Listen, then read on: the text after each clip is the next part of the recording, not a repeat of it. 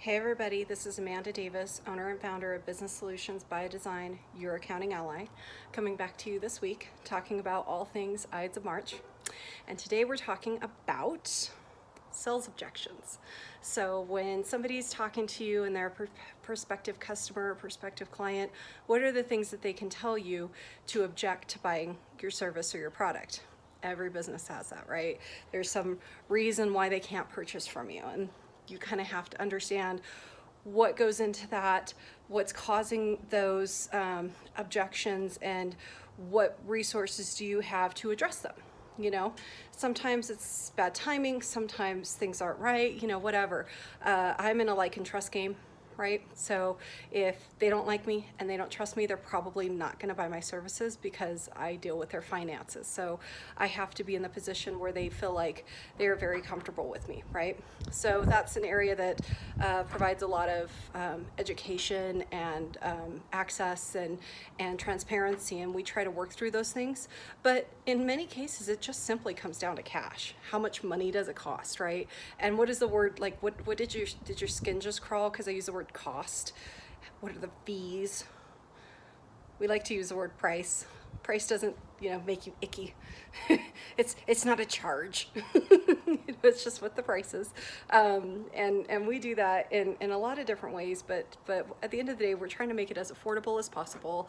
We're trying to give options to roll the price back if the client wants to hire us, but they simply can't afford a larger plan. We can have them do a little bit. We can show them how to do it, and that can save them some money.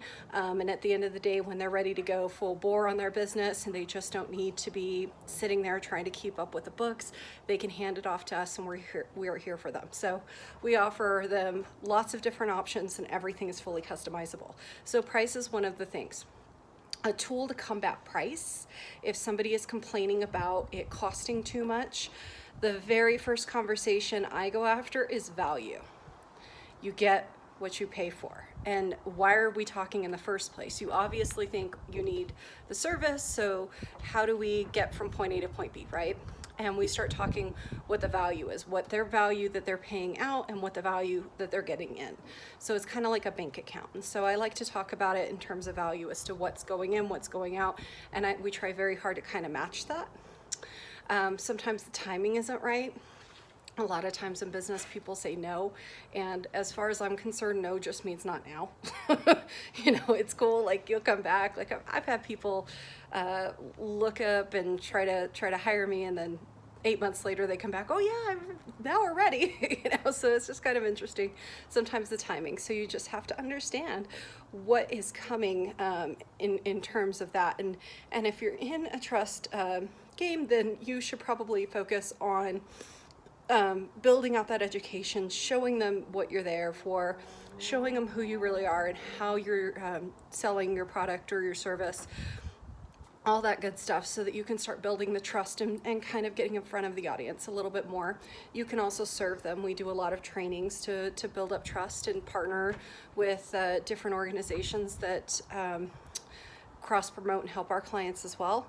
And another thing that's value add but costs our clients nothing, that most people don't know we do. I really only tell people after they actually hire us that we actually promote them on our social media channels. So if a wedding photographer hires us, for example, we're actually going to be doing a spotlight on them at some point throughout the year.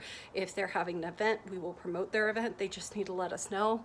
And all kinds of great stuff. If they win an accolade, we're just gonna scream it from the social media the towers, wherever we can. So, and we'll see if our partners can help us out with spreading the news as well. So there's lots of things that you can do to combat, whatever objection is, I can't buy your product or service. So think about it. What are the biggest objections that you hear in your industry, and what are the ways that you combat it?